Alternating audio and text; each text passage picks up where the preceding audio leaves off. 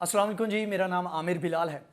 नाजरीन, यूएस के इलेक्शन तकरीबन कंप्लीट हो चुके हैं। एक दो रियासत शायद रह गई है जिसके रिजल्ट्स आना भी बाकी हैं, लेकिन जो डिसाइसिव स्विंग स्टेट्स थी उनका फैसला हो चुका है और फैसला जो बाइडन के हक में आ चुका है। अगरचे डोनाल्ड ट्रंप की जानिब से कहा गया है कि वो एक कानूनी जंग लड़ने को तैयार हैं, उनके साथ हाथ किया गया है, वही नारा दोहराया गया जो पाकिस्तान में अक्सर दोहराया जाता है कि बड़े लेवल पर धांधली की गई, खुफिया हाथ थे जिन्होंने पोल जो थे उनका रिजल्ट चेंज किया है। तो इसी तरह के इल्ज़ाम डोनाल्ड ट्रंप की जानिब से लगाए जा रहे हैं, लेकिन वहाँ का जो सिस्टम है उसको देखते हुए लगता नहीं है कि इसमें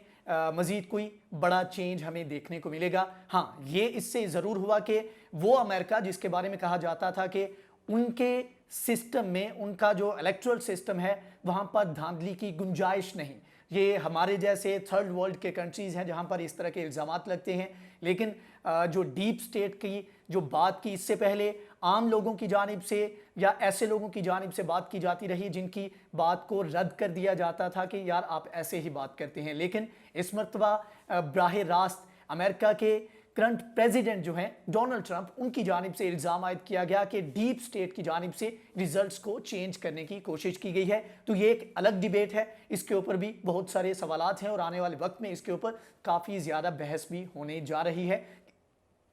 कि क्या वहाँ का सिस्टम जो है वो इतना अच्छा है कि उसके ऊपर उसके जो इलेक्शन के नताइज हैं उनके ऊपर एतमाद किया जा सके। अब सबसे बड़ी बात यह है कि जैसे ही नई पॉलिसी आई, नया प्रेसिडेंट आया, तो एक पॉलिसी शिफ्ट भी हमें देखने को मिल रहा है जिसके बारे में जो बाइडन की जानिब से इससे पहले इंदिया भी दिया गया और आने वाले वक्त में भी जो मुख्तलिफ ममालिक हैं उनकी एक्सपेक्टेशंस भी मुख्तलिफ हैं। आज हम बात करेंगे कि इस हवाले से जो बाइडन के प्रेसिडेंट बनने के बाद फ़लस्तीनी कैसे फील कर रहे हैं, ईरान इस चीज़ को कैसे देख रहा है और आने वाले वक्त में जो मुस्लिम वर्ल्ड है वो इसको कैसे देखेगी।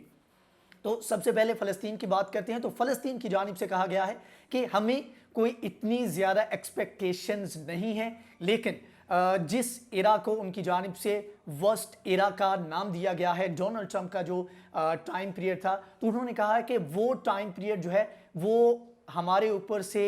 हटने के ऊपर, वो ख़त्म होने के ऊपर हम थोड़ा सा रिलैक्स फील करेंगे, लेकिन हम बहुत ज़्यादा एक्सपेक्ट नहीं कर रहे। जिस तरह डोनाल्ड ट्रंप की जानिब से इंतहाई एक्सट्रीम लेवल पे जाके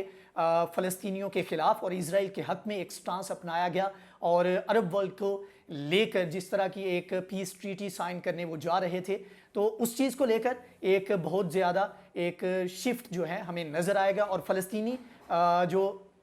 वहाँ पर जो हुकूमत है उनकी जानिब से भी इत्मीनान का एक तरह का इजहार किया गया कि हम बहुत ज़्यादा एक्सपेक्ट नहीं करते, लेकिन एक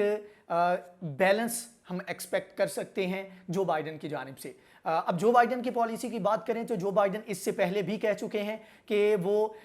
ईरान को लेकर जो मामलात हैं उसके ऊपर भी एक बैलेंस अप्रोच को लेकर चलेंगे और इससे पहले जो मुआहदे हो चुके हैं उनके ऊपर बात करेंगे। लेकिन फ़लस्तीन के हवाले से उनकी जानिब से ये कहा गया कि अगरचे जो एनेक्सेशन है और जो एक ग्रेटर प्लान के तहत वहाँ पर मामलात चल रहे हैं और जो अभी तक मुआहदा हो चुका है वेस्ट बैंक को लेके डोनाल्ड ट्रंप की जानिब से जो उनके एडमिनिस्ट्रेशन ने किया था, तो उसको लेके उन्होंने कहा कि हम चेंज तो नहीं करेंगे, लेकिन साथ में फ़लस्तीन के साथ जो मामलात हैं उनको बेहतर बनाने की कोशिश भी करेंगे। आपको बताते चलें कि तकरीबन 3 साल पहले जब डोनाल्ड ट्रंप की जानिब से इस तरह के इशारे दिए गए कि वो आगे जाके फ़लस्तीन के हक़ में और इसराइल के हक़ में और फ़लस्तीनियों के ख़िलाफ़ इक़दाम करने जा रहे हैं, तो तब से फ़लस्तीन की जो वहाँ पर गवर्नमेंट है उनकी जानिब से अपने ताल्लुकात को बिल्कुल कट ऑफ कर दिया गया था यूएस के साथ। तो अभी उनकी जानिब से उम्मीद की जा रही है, उन्होंने एक बयान भी दिया है कि हम एक्सपेक्ट करते हैं कि मामलात और ताल्लुकात को दोबारा से बहाल किया जाएगा और थोड़ी सी इनमें बेहतरी आएगी। तो यहाँ पर हमें बहुत ज़्यादा एक शिफ्ट चेंज जो है वो नज़र नहीं आ रहा, क्योंकि उनकी जानिब से और इसमें वो राइट भी हैं। फ़लस्तीन की जानिब से कहा गया है कि ये स्टेट पॉलिसी है और एक प्रेसिडेंट के चेंज होने से हम इसमें बहुत ज़्यादा शिफ्ट एक्सपेक्ट नहीं कर रहे। अब बात करते हैं ईरान की कि ईरान वहाँ से क्या एक्सपेक्ट कर रहा है। ईरान की जानिब से ऑफिशियल स्टेटमेंट आया और اس میں آپ کو بتاتے چلیں کہ فلسطین کے حوالے سے جب جو بائیڈن الیکٹ ہوئے اور ڈونلڈ ٹرمپ کے جانے کی خبر ملی تو ان کی جانب سے آفیشلی کوئی سٹیٹمنٹ سامنے نہیں آئی، نہ کنگریچولیشنز کی اور نہ ہی اس کے کوئی اپوزٹ سائڈ کی۔ لیکن ایران کی جانب سے اس حوالے سے کہا گیا تھا کہ ہماری جو پالیسی ہے ایران کی امریکہ کے بارے میں اس میں کوئی چینج نہیں آئے گا، ہمیں کوئی فرق نہیں پڑتا کہ وہاں پر جو بائیڈن بیٹھا ہے یا ڈونلڈ ٹرمپ بیٹھا ہے۔ لیکن اس کے اوپر انہوں نے ایک امید ظاہر کی اور اس حوالے سے جو بائیڈن کی جانب سے اپنی الیکشن کمپین میں اندیا بھی دیا گیا کہ اگر وہ پریزیڈنٹ بنتے ہیں تو وہ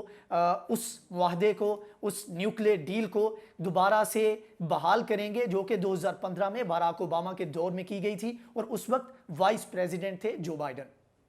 اور ایران کی جانب سے بھی اسی طرح کی سٹیٹمنٹ آئی کہ ہم امید کرتے ہیں کہ اسی سٹیٹمنٹ کو بحال کیا جائے۔ لیکن یہاں پر ایک انٹرسٹنگ چیز یہ ہے کہ ڈونلڈ ٹرمپ جاتے جاتے مسئلے مسائل کھڑے کرنے جا رہے ہیں، خاص طور پر ایران کے لیے، کیونکہ اس سے پہلے ہم نے بات کی تھی کہ ڈونلڈ ٹرمپ کے جانے سے، جو بائیڈن کے آنے سے ایران کے لیے مشکلات جو تھیں وہ کم ہوں گی، اور ساتھ میں اسرائیل اور سعودی عرب اور عرب ورلڈ کی جو پیس ٹریٹی ہونے جا رہی تھی اس میں ایک بڑا شفٹ ہمیں دیکھنے کو ملے گا۔ لیکن اس میں ڈونلڈ ٹرمپ لگتا ہے کہ وہ سارا غصہ جو ڈیپ سٹیٹ کے اوپر ان کی جانب سے اتارا جانا تھا، جو اپنے وہاں پر جو اسٹیبلشمنٹ ہے اس کے اوپر اتارنا تھا، وہ یہ سارا غصہ ابھی جاتے جاتے ایران پر اتار کر جائیں گے۔ ان کی اب ڈونلڈ ٹرمپ کی جو ایڈمنسٹریشن ہے ان کی جانب سے پلان کیا گیا ہے کہ 20 جنوری تک، جب تک جو بائیڈن اپنا آفس نہیں سنبھالتے تب تک ان کے پاس اتنا ٹائم ہے اور اس میں وہ مزید سخت پابندیاں جو ہیں وہ عائد کرنے جا رہے ہیں۔ میرے خیال میں اسرائیل کی جو لابی ہے کافی سٹرونگ ہے امریکہ میں، تو ان کی جانب سے کہا گیا ہوگا کہ بھئی ابھی معاملات ہمیں اس طرح بنتے نظر نہیں آ رہے، اور اس کے بارے میں ڈونلڈ ٹرمپ بھی کچھ زیادہ پروسوکھ ہمیں دکھائی نہیں دیتے، کیونکہ ان کی جانب سے جو پریس کانفرنس کی گئی جس کا بائیکاٹ بھی کیا گیا، اور جو ٹویٹس تھے ان کے ڈیپ سٹیٹ کے بارے میں ان کو بھی حذف کیا گیا ٹویٹر کی جانب سے، اور ان کی اپنی جو پریس کانفرنس تھی اس میں بھی وہ اتنے زیادہ کانفیڈنٹ نظر نہیں آئے کہ جن سٹیٹس کے بارے میں ان کی جانب سے اعتراضات کیے گئے کہ ان کے نتائج اگر چینج ہوتے ہیں تو اس سے الیکشن کے جو نتائج ہیں ان کے اوپر کوئی اثر پڑے گا۔ لیکن ڈونلڈ ٹرمپ کی جانب سے اب یہ فیصلہ کیا گیا ہے کہ وہ پابندیاں جو پہلے لگ چکی ہیں اور ان کو مزید سخت کیا جائے گا ایران کے حوالے سے۔ اس کا فائدہ ان کو یہ ہوگا، یا ایسے سمجھ لیں کہ ابھی تک کا جو ان کا ایگریمنٹ تھا اسرائیل اور